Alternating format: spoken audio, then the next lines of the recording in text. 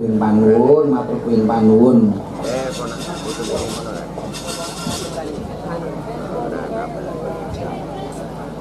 Inggih menika wonten pamundutan langgam gubuk asmara digarap tayub. Ngono.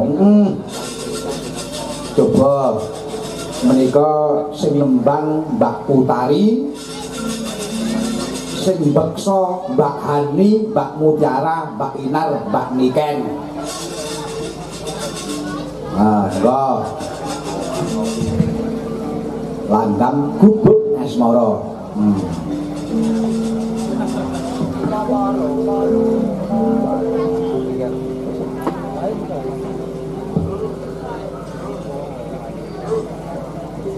Monggo.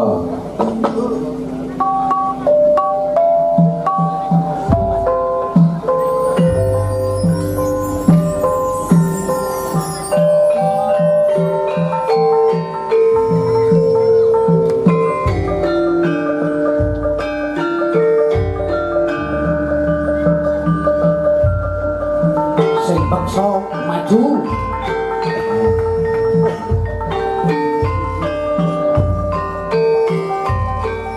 Ditayuke.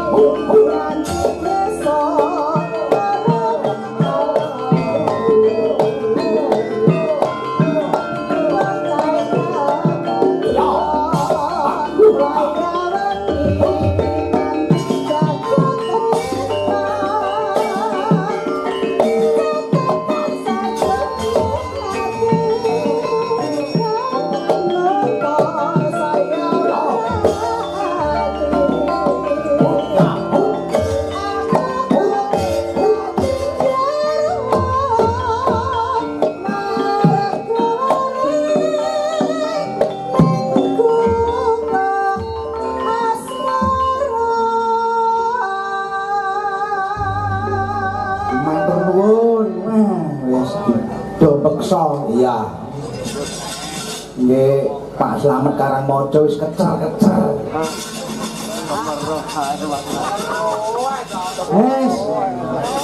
Yo mlayu wae. Aja meneh kok Pak Slamet aku iya kok.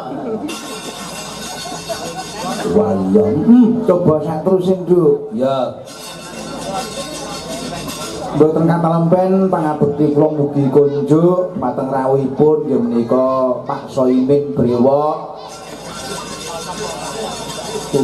Uga anakku Marjuki saking Sempu Kecamatan Ngebel Ponorogo uga rawuh nenggane kawit sore. Matur nuwun tiga idaya pangaribawa. Wah, kabeh dioleske wah. Jan malih kaya sarwa kenceng ya.